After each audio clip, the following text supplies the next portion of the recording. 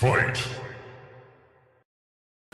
Growing up, kid of the 80s, there was a place here in town that actually had it that was like the place to go whenever you were younger. It was called Putt Putt Golf. It was behind the Tallahassee Mall. When you went there, it had miniature golf, but it had the arcade cabinets there too. And it was one of the first places I got to play a game like this, the Ninja game. That was a 4-player game.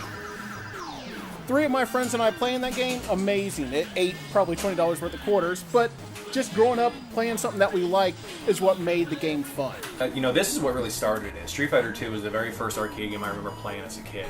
And, they had versions on Super Nintendo, but it just didn't look the same. It wasn't as detailed.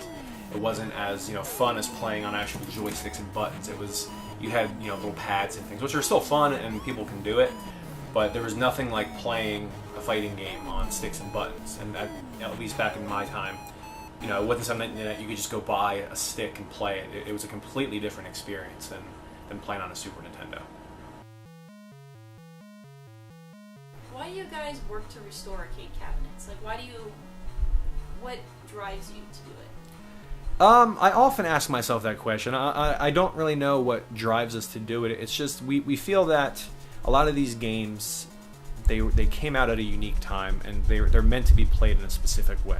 A lot of people don't really get that or understand why we do it, but you can play all these games on your phone, you can emulate it really easily, but there's nothing like playing a game from 1981 on 1981 hardware.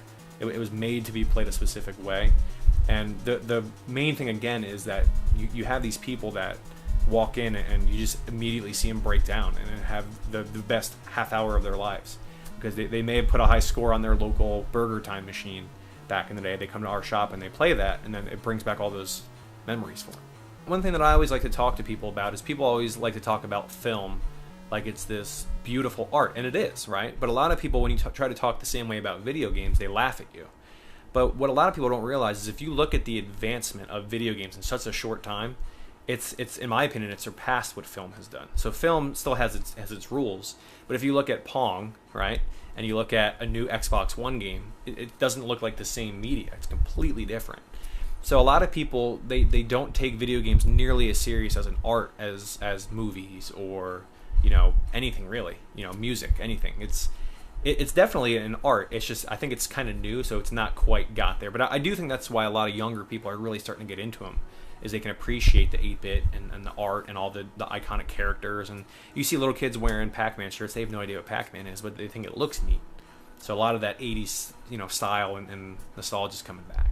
And I think what it is for a lot of people is it's just those games that were made on those consoles are reminiscent of this time period and this age for them. And it's, in a lot of ways, just a respect for that age, Now there's movies, the movie Pixels. I haven't seen it yet, but that whole movie is based off of early arcade games. And you have the King of Kong, you have documentaries, and you have worldwide gaming competitions, and you have things like League of Legends where millions of people play this game. And there's people that literally make a living just by traveling around and being good at a video game. You have services like Twitch that allow people to play a video game and broadcast it over the internet. And none of that would be around if it wasn't for early arcade games and console games.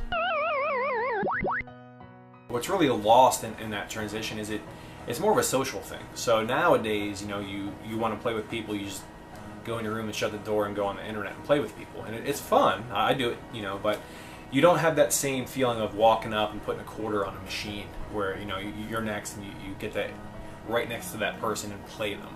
So it's you really lose that sense of being next to somebody and actually playing a game with them. If you can't see the person's face, then it's no point of doing it. I mean, they could be there playing nude for all you know, and it's going to be like, I just don't want to think about that now, but that's the whole point of the game, is you want to be with someone next to you so you can actually, I don't know, are we allowed to cuss on this? That's the next question. Probably not. So you can't crap talk with people. If you can't crap talk with people, then there's just no point in it, because all you're doing is just screaming at a screen. In 20, 30 years, those kids of that time are not going to get to play arcade machines if people don't take care of them. I encourage people, even if it's in a gas station and it's an old beat-up game, anytime I'm out in the world, even if it's a claw game, if you want that kind of stuff to survive, if you want to remember that stuff, put a quarter into it or put $1 into it. Without, putting your money into it, they're going to go away forever.